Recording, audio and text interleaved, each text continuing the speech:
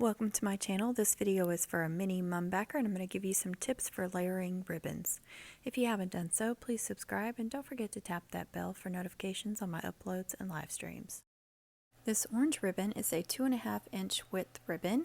I cut it at 5 inches in length. The black is a 1.3 inch width, and then my pattern ribbons are 7/8 inch and 5/8 inch width.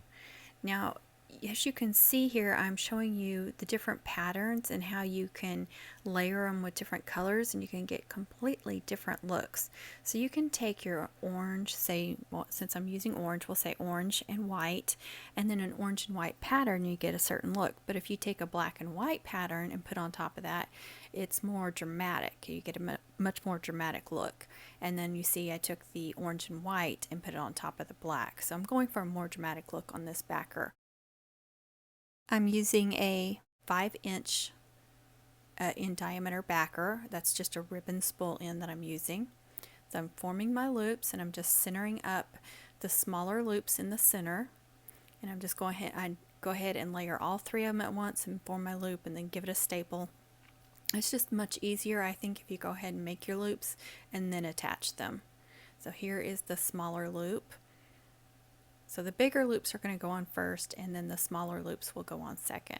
See, I just think that's a really neat look, but I will show you another one at the very end that I did with the same size ribbons, but I just layered the patterns and the colors differently. I'm taking a smaller ribbon and I'm just drawing a circle on my backer, and that's just going to help guide me on where to attach my loops at.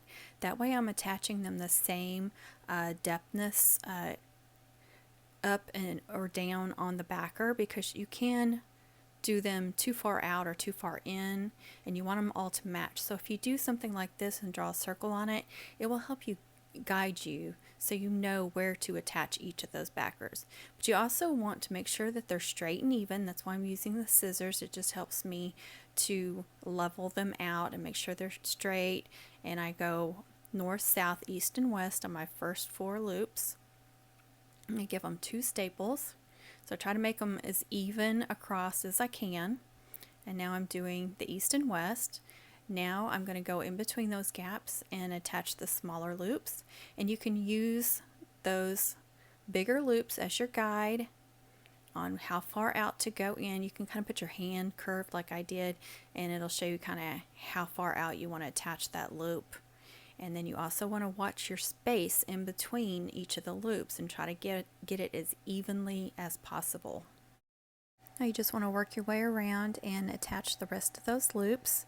Make sure again that they're nice and even in between the big loops, and you don't have to do them north, south, east, and west on these last 4. You can just go whatever pattern you want. And if it's not enough loops for you, if you can see the backer or if the flower's smaller and you can go ahead and make some more loops and add them in between those loops. So it's just up to you what you need. Here it is finished, and I may add more stuff to it when I use it. Who knows? Here it is with the flower. So you can see you cannot see any of the staples or anything, so that's perfect. I don't have to add anything else unless I wanted to.